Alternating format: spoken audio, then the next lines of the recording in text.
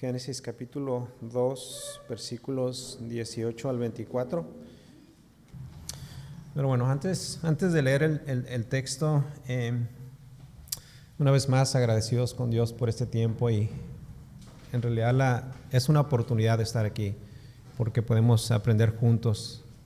Muchos de ustedes han estado asistiendo a las clases de membresía y hemos estado hablando acerca de los distintivos de nuestra iglesia, y uno de ellos, como ustedes ya saben, es el gobierno de ancianos, y hacemos un gran énfasis en esa área porque así como queremos tener hombres fieles en nuestro liderazgo, hombres que sean sobrios y firmes en sus convicciones y que aman la verdad y refutan el error, hombres que no tienen temor al hombre ni a ser calumniados, y que no huyen al primer ni segundo conflicto, sino que permanecen fieles hasta el final, porque son hombres fuertes en el Señor y en su palabra. Así también queremos familias fuertes, pero no fuertes de acuerdo al mundo, pues las familias fuertes no se miden por la estabilidad financiera o por tener alguna educación superior, no, sino que las familias fuertes se miden por su fidelidad al diseño de Dios. Pero para llegar ahí necesitamos cumplir con ciertos aspectos, y eso es lo que estaremos haciendo a través de las próximas semanas y posiblemente meses. Vamos a estar hablando del tema de la familia. Queremos tener en nuestra iglesia local familias fuertes, familias que están fundamentadas en la palabra de Dios, familias que tienen a Cristo como su fundamento principal. Cristo es la roca. Pero bueno, ahí es donde queremos estar todos para poder ser familias fuertes. Entonces vamos a empezar hablando sobre el diseño de Dios para la familia, y no estoy seguro si le vamos a poner ese título a toda esta serie, pero vamos a empezar ahí en el capítulo 2 de Génesis, comenzando en el versículo 18, y vamos a leer hasta el versículo 24. Génesis capítulo 2, versículos del 18 al 24. Dice la palabra de Dios: Y dijo Jehová Dios: no es bueno que el hombre esté solo, le haré ayuda idónea para él. Jehová Dios formó pues de la tierra toda bestia del campo y toda ave de los cielos, y las trajo a Adán para que viese cómo las había de llamar, y todo lo que Adán llamó a los animales vivientes, ese es su nombre. Y puso Adán nombre a toda bestia y ave de los cielos y a todo ganado del campo, mas para Adán no se halló ayuda idónea para él. Entonces Jehová hizo caer sueño profundo sobre Adán, y mientras éste dormía, tomó una de sus costillas y cerró la carne en su lugar. Y de la costilla que Jehová Dios tomó del hombre hizo una mujer y la trajo al hombre. Dijo entonces Adán: esto es ahora hueso de mis huesos y carne de mi carne, esta será llamada varona, porque del varón fue tomada. Versículo 24. Por tanto dejará el hombre a su padre y a su madre, y se unirá a su mujer, y serán una sola carne. Oremos. Señor, una vez más agradecidos contigo por este momento. Como iglesia, Señor, estamos empezando una nueva serie de estudios bíblicos. Por favor, ayúdanos, Señor, a disponer de nuestros corazones para así recibir, Señor, lo que tú tienes para nosotros. Como hemos mencionado, queremos tener familias fuertes en nuestra iglesia, familias que te glorifican a través de sus vidas. Te lo pedimos y te lo rogamos en el nombre de Cristo Jesús. Amén. La familia comienza con el pacto matrimonial entre un hombre y entre una mujer. Este pacto se hace primeramente delante de Dios y de varios testigos para unirse para siempre. Y como resultado natural del matrimonio y bendición de Dios, luego con el tiempo llegan los hijos, y ellos también llegan a ser parte esencial del diseño familiar. Con esto dicho, la familia es iniciativa de Dios. Observemos en nuestro pasaje, ahí en Génesis capítulo 2, que no fue el hombre quien buscó el matrimonio. Fue Dios quien vio que no era bueno que el hombre esté solo. Así que, ¿qué es lo que hace Dios? Dios procede a crear a la persona adecuada para Adán. Dios mismo forma a la mujer y establece lo que viene siendo la primera unión matrimonial.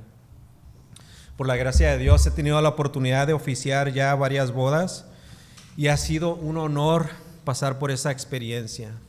A través de los tiempos y las edades, muchos otros ministros, tanto religiosos como civiles, han también unido a parejas en matrimonio.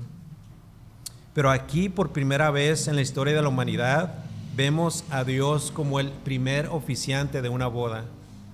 Él mismo unió al primer hombre y a la primera mujer, estableciendo así el modelo divino del matrimonio. Así que una vez más, la familia es iniciativa de Dios y no del hombre. De hecho, la familia es la institución más antigua del mundo.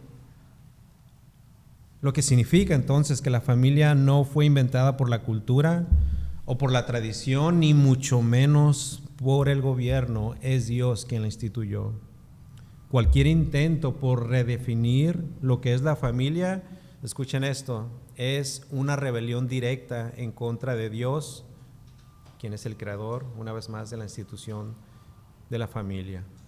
Por lo tanto, podríamos decir con toda seguridad que la familia no es dos personas del mismo sexo. Tampoco es un hombre y varias esposas, no. O incluso tampoco es un hombre y una mujer que entre comillas se aman, pero que no hacen el pacto del matrimonio, primeramente delante de Dios como testigo y de otros varios testigos más. El gobierno incluso puede legislar, esto es crear leyes a favor de diferentes fórmulas que sustituyen al diseño original. Sin embargo, ninguna otra fórmula puede reemplazar o anular lo que Dios ya estableció. Pero los ataques, y los hemos visto, cada vez son más fuertes.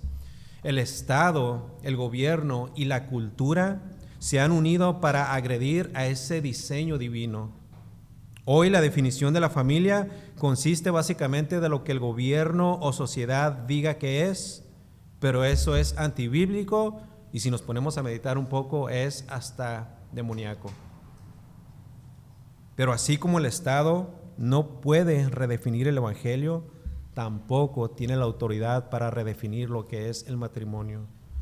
La familia ha sido establecida por Dios y solamente es Él el que lo define, pues Él y solamente Él la instituyó.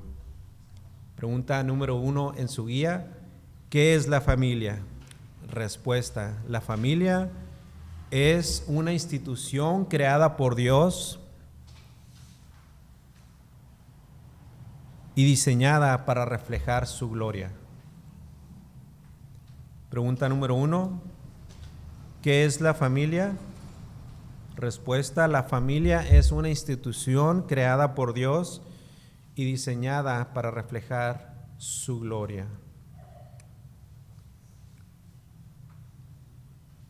Todos aquí, me atrevo a decir, diríamos amén y lo creemos, ¿cierto?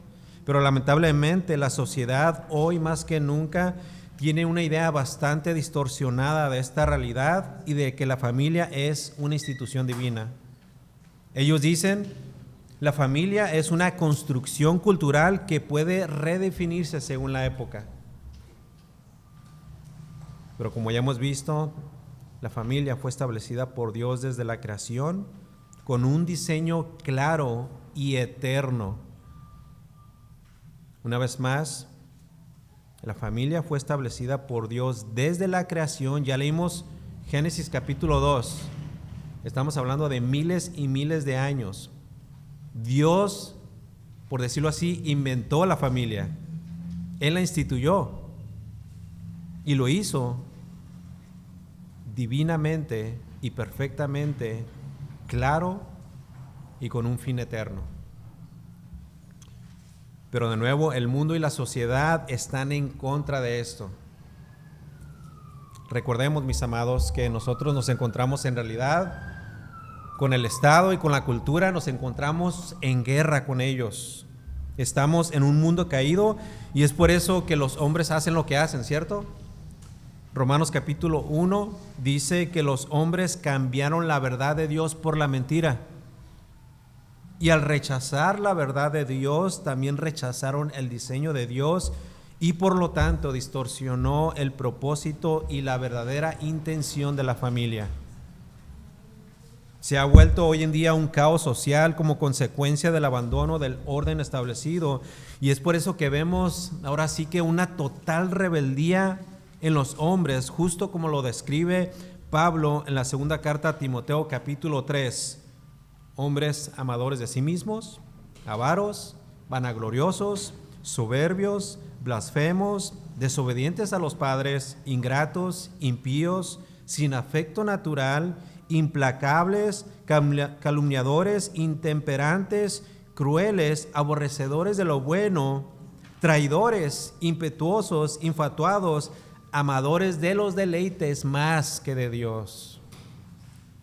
Por lo tanto, mis amados, hoy más que nunca la iglesia debe de ser contracultural y afirmar el diseño de Dios para la familia. Pregunta número 2. La iglesia debe de ser contracultural y afirmar el diseño de Dios para la familia. Hoy más que nunca, hoy más que nunca. Los ataques vienen por todos lados y como fieles seguidores de Dios y de su palabra, tenemos que estar listos y preparados. No vaya a ser que nos agarren por sorpresa. Y especialmente nosotros como cristianos necesitamos saber que la vida de familia, nuestra familia, escuchen esto, nuestra familia se vive de acuerdo a lo que Dios establece, no lo que la cultura o tradición o costumbre dicta. Así que debemos de actuar y responder bíblicamente, aunque incluso puedan existir repercusiones, aunque vengan consecuencias, aunque vengan las críticas o señalamientos y aunque nos presione ya sea el mismo sistema o nuestros amigos o nuestros familiares, no podemos sucumbir a las ideas de la era moderna. No podemos ni debemos. Nuestra obediencia y lealtad se la debemos a Dios y a sus preceptos. No podemos complacer, escuchen esto, jamás al hombre, sino a Dios. Y así como dice Hechos capítulo 5, y como dijeron los apóstoles, convencidos de la verdad de Dios, nosotros también debemos decir, es necesario obedecer a Dios antes que a los hombres. Y especialmente cuando encontramos en el Nuevo Testamento el concepto que el Señor Jesús tenía sobre este tema. El mismo Señor Jesús afirmó lo que en el principio había sido establecido, por ejemplo, en cuanto al matrimonio, o sea, la base de la familia. Y Él dijo en Mateo capítulo 19, versículo 4, ¿no habéis leído que el que los hizo al principio, varón y hembra, los hizo y dijo, por esto dejará el hombre a padre y madre y se unirá a su mujer y los dos serán una sola carne? El Señor Jesús está citando Génesis, el texto que leímos al principio, capítulo 2, versículo 24. Y en el versículo 6 de Mateo 19 les dice, así que no son ya más dos, sino una sola carne. Está afirmando la verdad de Dios. Por tanto, y aquí el Señor, una vez más, convencido de la verdad, Él mismo dice, por tanto, lo que Dios juntó, no lo separe el hombre. No lo separe el hombre. Entonces, ¿qué podemos concluir? Bueno, que la familia es una institución divina establecida por Dios. Pero ¿saben? Existe un propósito y ese propósito, ¿quién lo sabe? ¿Cuál es el propósito del matrimonio y de la familia? ¿Cuál es el fin de todo? Glorificar a Dios. Es la gloria de Dios. Note lo que dice Génesis capítulo 1, versículo 27. Y creó Dios al hombre a su imagen y les dijo: fructificad y multiplicaos, llenad toda la tierra. La familia, el matrimonio es para la gloria de Dios. Incluso hasta los más conservadores y aún cristianos en ignorancia llegan a pensar que el matrimonio y la familia existe para el beneficio propio y para la comodidad, pero la realidad es que la familia existe para glorificar a Dios. El mundo debemos de esperarlo, ¿verdad? Pero no así con los cristianos. Los cristianos, obviamente, los que estamos casados, podemos disfrutar de la familia. Podemos disfrutar de nuestros cónyuges, de nuestros hijos. Debemos de hacerlo. Pero el fin final y principal de nuestra familia es glorificar a Dios. Pregunta número 3. ¿Cuál es el propósito principal? Ahí está la clave, principal de la familia. La familia existe para glorificar a Dios.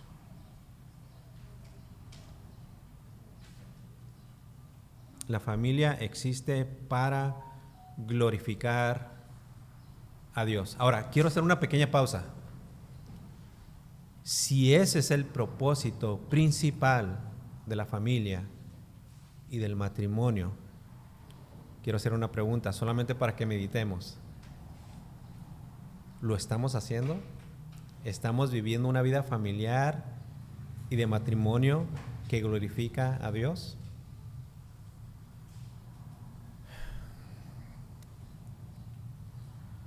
De hecho, igual el matrimonio, hoy la sociedad cree que el matrimonio es solamente un papel, un contrato legal, que puede anularse cuando se acaba el amor. Pero de acuerdo a las Escrituras es mucho más que eso, es un pacto sagrado delante de Dios. Y es por eso que los puritanos, hombres y mujeres piadosos en su manera de vivir y entender la Escritura, ellos entendían que el matrimonio es una obra santa de Dios, no un contrato social. Pregunta número 4. ¿El matrimonio es un pacto sagrado delante de Dios? No es cualquier cosa. No lo es. Cuando la gente no entiende lo que es el matrimonio y lo que éste representa y cuál es el fin principal, hace lo que le venga en mente, y es por eso que hay mucho divorcio, porque no entiende el propósito que Dios tiene para el matrimonio y la familia. ¿Preguntas? ¿No? Ya lo sabían todo esto, ¿verdad? Seguramente sí. Bueno, recuerden que estamos estableciendo bases, ¿verdad? Bueno, habiendo establecido el origen y el propósito divino de la familia, vayamos juntos al Salmo número 128. Salmo número 128.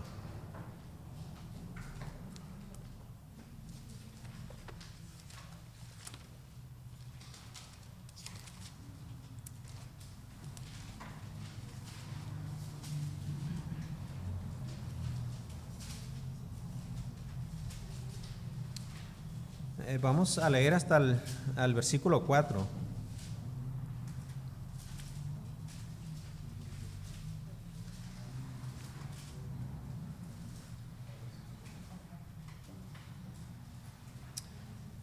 Aunque aquí el texto hace un énfasis en la mujer y en los hijos, es un texto que podríamos decir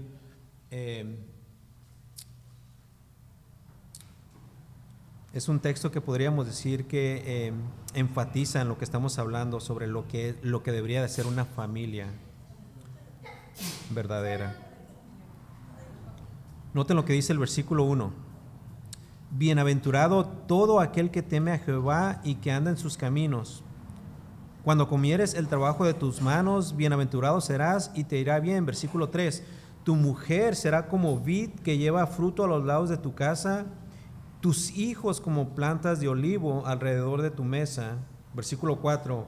He aquí que así será bendecido el hombre que teme a Jehová. La familia, ante todo, debe de ser una que teme a Dios y vive para Él. Su propósito principal es, como dijimos, glorificar a Dios mediante la obediencia a su palabra y mediante el testimonio que da al mundo. Pregunta: ¿pero cómo puede una familia alcanzar este propósito? Una vez más, ¿cuál es el propósito final o principal? Glorificar a Dios, pero ¿mediante qué? Mediante su palabra, obediencia a su palabra y mediante el testimonio que da al mundo.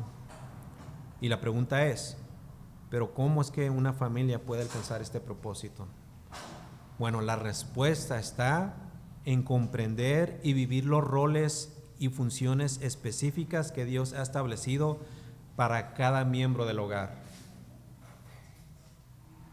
O sea, el hombre como esposo y como padre, la mujer como esposa y como madre, y los hijos como hijos bajo autoridad. O sea que cada uno necesita entender con claridad cuál es su función dentro de esa unidad familiar. Y solamente así es que la familia podrá operar en obediencia, en armonía, va a poder reflejar el diseño divino de Dios y va a poder cumplir su misión principal, que es dar gloria a Dios. Pregunta número 5. ¿Cómo puede la familia alcanzar el propósito de darle gloria a Dios?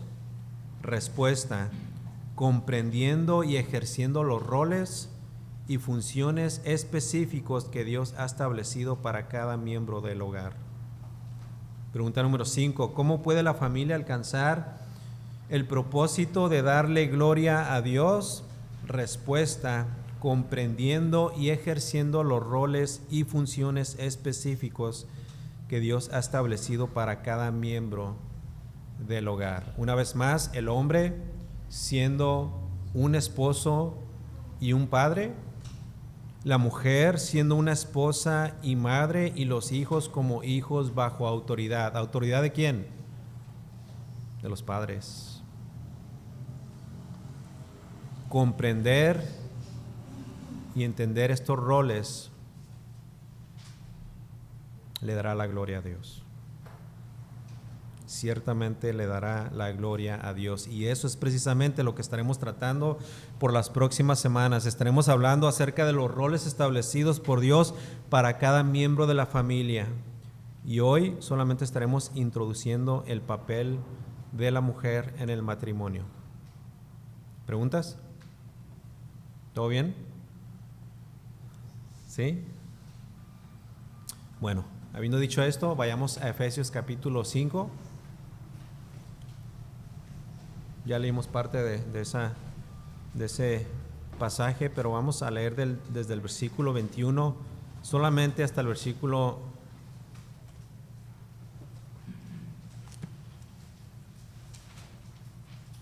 24, pero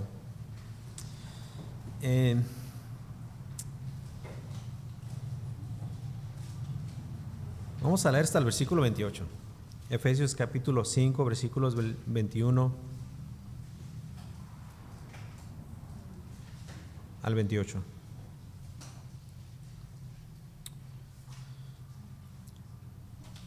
Versículo 21. Someteos unos a otros en el temor de Dios. Las casadas estén sujetas a sus propios maridos como al Señor, porque el marido es cabeza de la mujer, así como Cristo es cabeza de la iglesia, la cual es su cuerpo, y Él es su Salvador. Así que como la iglesia está sujeta a Cristo, así también las casadas lo estén a sus maridos en todo. Maridos, amad a vuestras mujeres, así como Cristo amó a la iglesia y se entregó a sí mismo por ella, para santificarla, habiéndola purificado en el lavamiento del agua por la palabra, a fin de presentársela a sí mismo una iglesia gloriosa, que no tuviese mancha, ni arruga, ni cosas semejantes, sino que fuese santa y sin mancha. Versículo 28. Así también los maridos deben amar a sus mujeres como a sí mismos, como a sus mismos cuerpos. El que ama a su mujer, a sí mismo se ama. Ahora, noten rápidamente el versículo 33, porque vamos a estar hablando acerca de la mujer. Por lo demás, cada uno de vosotros ame también a su mujer como a sí mismo, y la mujer respete a su marido.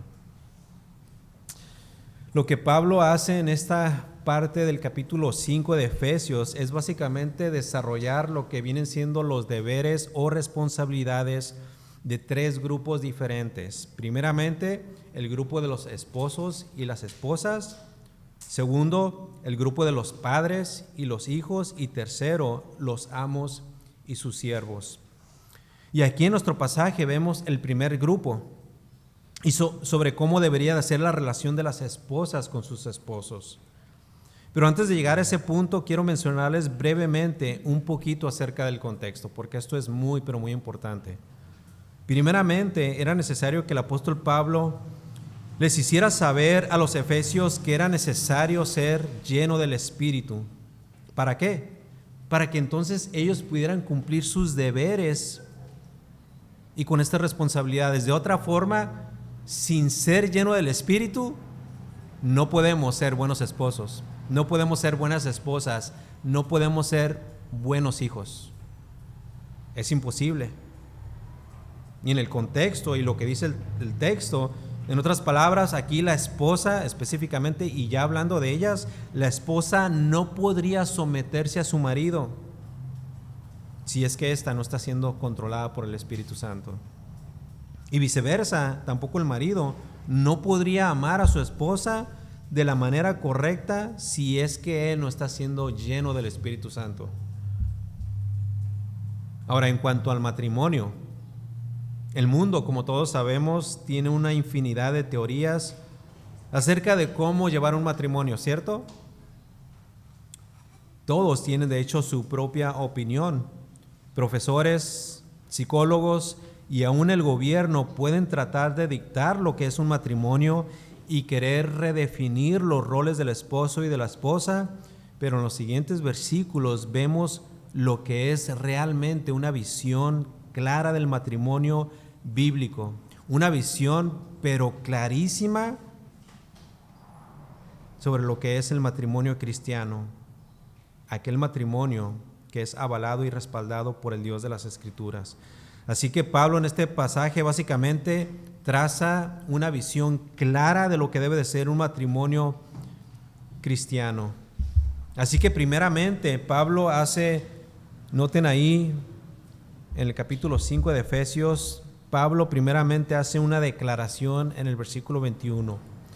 Y lo que Pablo expresa en el versículo 21 lo va a utilizar como un fundamento sobre el cual hará una transición a los versículos que siguen para entonces aplicarlo de una manera general en cuanto al comportamiento cristiano en las relaciones domésticas en los tres grupos que mencionamos al principio. Noten lo que dice el versículo 21. El apóstol Pablo, inspirado por el Espíritu, dice: someteos unos a otros en el temor de Dios. Este versículo es clave. Someteos unos a otros en el temor de Dios.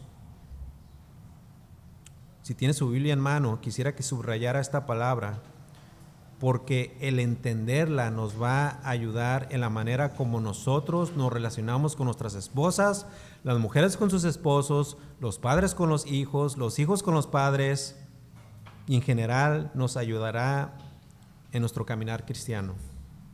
Cuando Pablo les dice a los efesios, someteos, básicamente los está invitando a considerar la vida de los demás creyentes.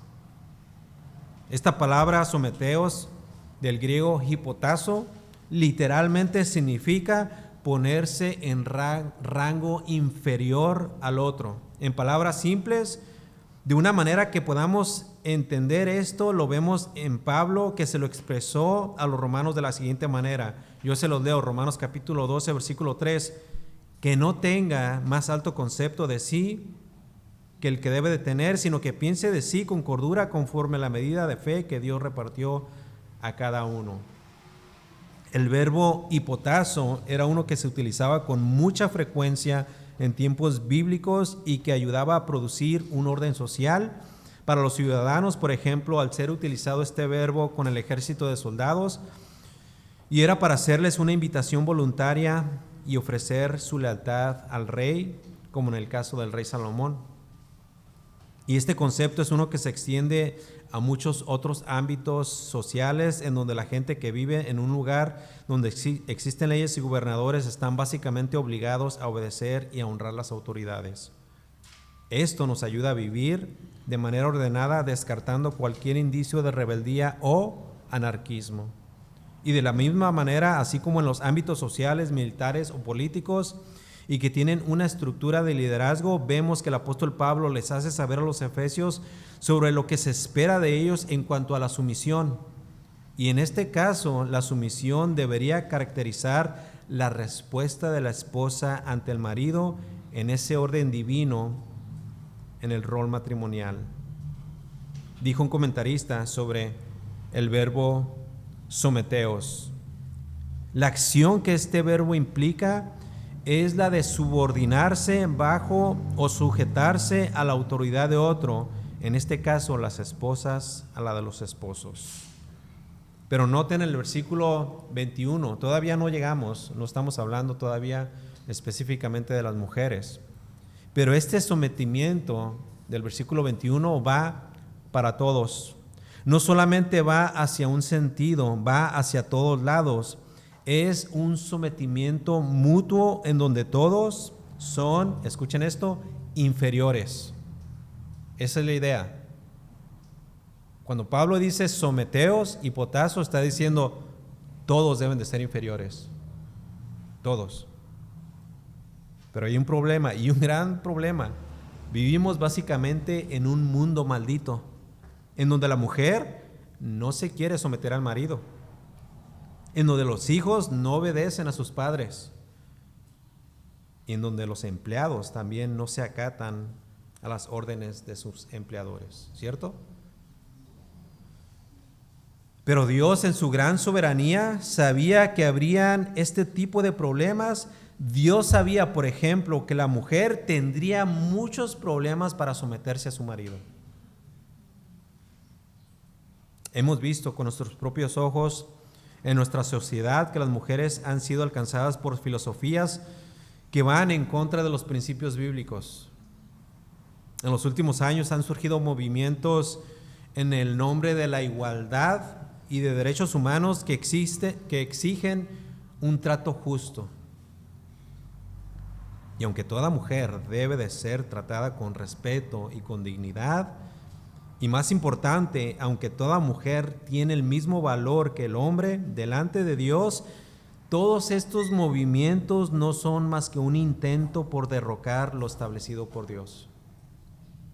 Y Dios, como en todas las demás cosas, ha sido claro en este asunto, que la mujer se debe de someter a su marido. Y esto es lo que dice el versículo 22.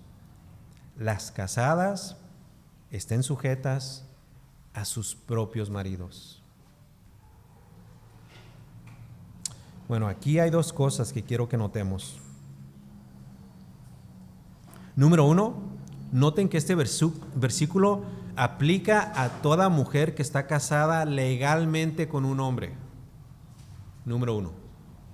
En otras palabras, y aplicándolo al contexto de nuestra propia sociedad, una mujer que junto con un hombre va a los juzgados civiles para hacer un contrato, un convenio en donde los dos se comprometen a estar juntos en lo bueno y en lo malo, en la riqueza y en la pobreza, en la salud y en la enfermedad, etcétera, etcétera. La palabra casadas aplica a todas aquellas esposas, escuchen, que son creyentes, o sea, todas las hermanas, no importa cuál sea su trasfondo, si usted está casada y si usted es creyente, este versículo entonces es para usted. Número 2, noten que este versículo no quiere decir que la mujer se somete a todos los hombres, no. La mujer únicamente se debe sujetar a su esposo y a ningún otro hombre. Y esto debe de quedar bien claro para todos. ¿Por qué es necesario aclarar esto? Bueno, porque existen sociedades y países enteros donde la mujer es denigrada de tal manera que ella ha perdido básicamente todo derecho como persona, en donde aún los animales son mejores tratados que ellas. Y por tal razón ellos piensan que toda mujer se debe de someter a todo hombre, no importa si es su marido o no. Pero lo que Pablo está comunicando en este texto es que la mujer se debe únicamente y únicamente a su marido, a su esposo, a ningún otro hombre, por ningún motivo y bajo ninguna circunstancia. Versículo 22. Las casadas estén sujetas a sus propios maridos. Ahora, aclarando estos dos puntos, la pregunta que se nos debe de venir en mente es la siguiente. ¿Qué significa exactamente que la mujer debe de sujetarse a su marido? ¿Qué significa eso? Bueno, antes de responder esa pregunta, quisiera que vayamos al pasado para que veamos la razón por la cual es que la mujer en muchos de los casos no se quiere someter a su marido. Quiero que retrocedamos un poco para que veamos por qué es que constantemente la mujer se rebela en contra de la autoridad del esposo. La razón por la cual la mujer aún desea usurpar el papel de su esposo. Veamos lo que dice Génesis capítulo 3, versículo 15, si alguien lo puede leer, por favor.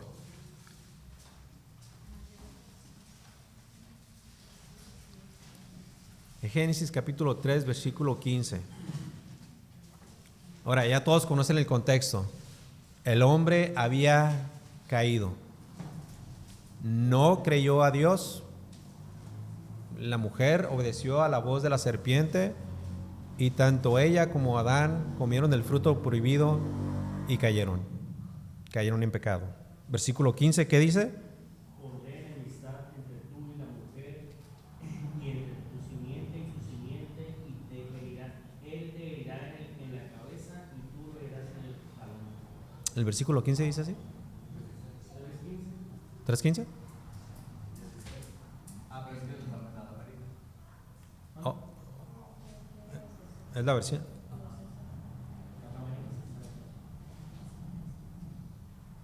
Ya.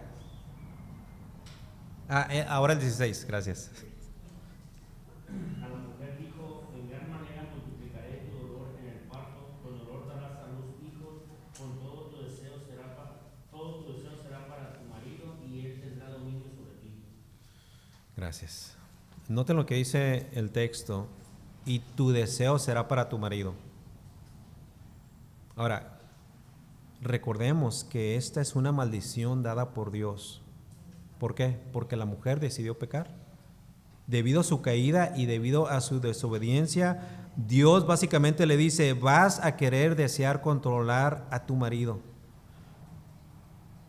La Nueva Traducción Viviente dice: y desearás controlar a tu marido.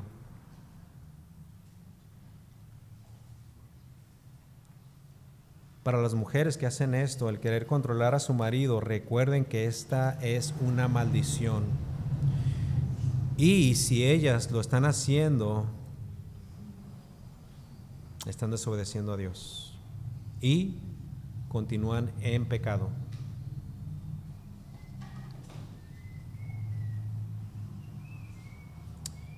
Y yo sé que muchas mujeres, incluso mujeres cristianas, posiblemente tengan quejas y argumentos, posiblemente válidos, pero hay que ser honestos. En realidad no importa lo que pensemos o sintamos. Creo que para quejas todos podemos exponerlas, ¿cierto? Lo importante aquí no es lo que nosotros decimos o pensamos, lo importante es qué es lo que Dios dijo. Y lo que sí nos debe interesar es lo que Dios dice Y Dios le dijo al hombre que él, no que la mujer, le dijo que él iba a señorear en toda la tierra. Génesis capítulo 2, versículo 19.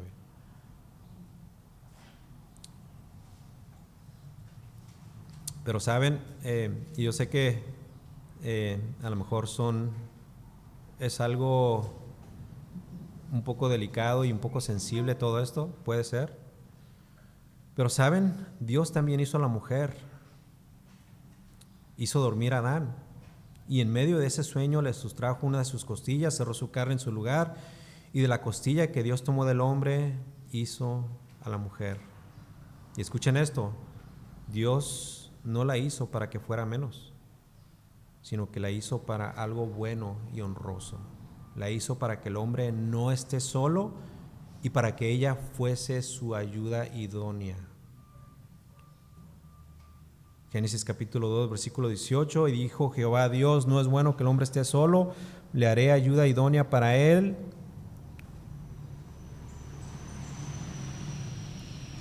O sea que estamos hablando de un diseño divino, estamos hablando de un diseño perfecto en donde el hombre tiene una posición dada por Dios, no para que menosprecie y vea como menos a la mujer, sino para que la cuide, la ame y la proteja.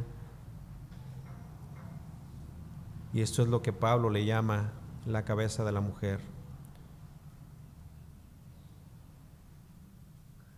Noten ahora el versículo 23 de Efesios capítulo 5.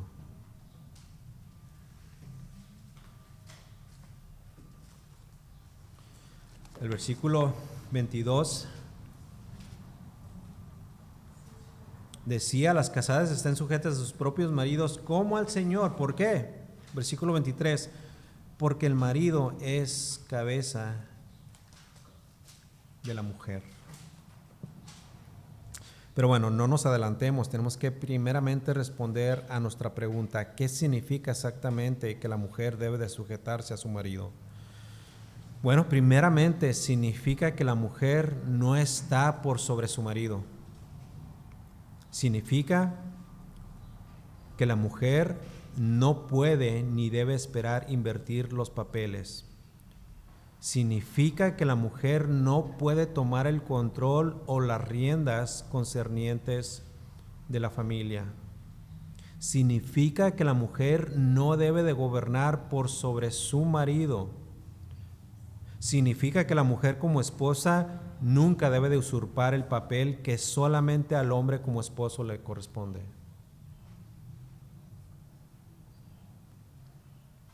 Esas mujeres que dicen yo soy el papá de esta casa, yo soy la que llevo los pantalones, y aunque sí hay hombres que optan por no tomar el liderazgo en sus hogares, por lo difícil que es hacerlo, de hecho no es más que una cobardía. Pero bueno, ya estaremos hablando acerca del rol de los esposos. Pero cualquier mujer que hace así, que ha querido usurpar el papel que le corresponde a su marido, está sucumbiendo a la maldición de Génesis capítulo 3, versículo 16, en donde está deseando controlar a su marido. Y por lo tanto está pecando en contra del diseño de Dios. Segundo, tampoco significa, escuchen esto maridos, tampoco significa que el marido aprovechará a esta gran oferta para hacer con su mujer lo que se le venga en mente. No significa que el hombre puede agraviar o maltratar o insultar o humillar a su mujer, no. Colosenses capítulo 3, versículo 19 dice, maridos, amar a vuestras mujeres y no seáis ásperos con ella. Cuando la Biblia habla de que la mujer se debe de sujetar a su marido, significa en resumen que ella lo va a respetar. Miren lo que dice al final del capítulo 5, versículo 33, por lo demás, cada uno de vosotros ame también a su mujer como a sí mismo. ¿Y qué dice al final? Y la mujer respete a su marido. Si las mujeres pudieran tan solamente lograr hacer esto, respetar a su marido, ellas estarían básicamente haciendo la voluntad de Dios. Si tan solamente logran hacer esto, las mujeres estarán cumpliendo con su rol. Hermanas, respetar a su marido le va a ahorrar a su esposo, a su familia, a sus hijos y a usted misma una infinidad de dolores de cabeza. Pero expandamos un poco más sobre el tema de la sujeción de la esposa a su marido. Sujetarse no es un concepto malo o equivocado o erróneo, ¿no? Lamentablemente esta palabra tiene muchas veces una connotación negativa, pero como ya hemos visto, esto es lo que Dios ha establecido para mantener el orden. Lo vemos desde el creyente sometiéndose a Dios, los ciudadanos sometiéndose al gobierno, las ovejas sometiéndose a sus pastores y, como estamos estudiando hoy, las mujeres a sus maridos. Pero un bello ejemplo de la sumisión, un bello y perfecto ejemplo, lo podemos ver en la persona de Cristo cuando Él se sometió a su Padre. ¿Cuándo se sometió Él a su Padre? Siempre. Noten lo que dice Lucas capítulo 12, versículo 42. Padre, si quieres, pasa de mí esta copa, pero no se haga mi voluntad, sino la tuya. No puedo yo hacer nada por mí mismo, según oigo, así juzgo, y mi juicio es justo, porque no busco mi voluntad, sino la voluntad del que me envió, la del Padre. Por lo tanto, sujetarse la mujer a su marido significa básicamente obedecer a Dios. Sujetarse la esposa a su esposo es hacerlo voluntariamente. No debe de ser nunca jamás a la fuerza. Lo debe de hacer de una manera voluntaria. Y debería de ser también naturalmente. ¿Por qué? Porque una mujer que ha nacido de nuevo entiende que ese es el orden establecido por Dios. ¿Para qué? Para que la pareja, para que el matrimonio, para que la familia ahora sí que pueda vivir y reflejar a ese Dios de orden, a ese Dios perfecto que quiere lo mejor de nosotros.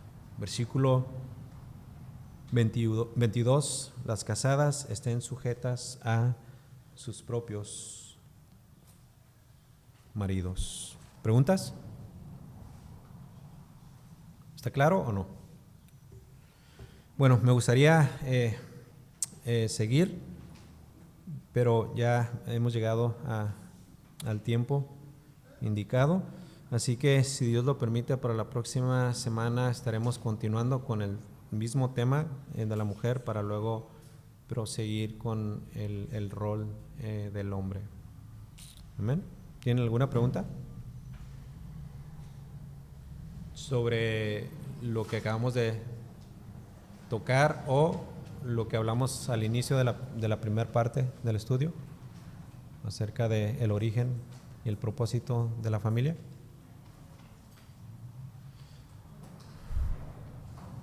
¿No?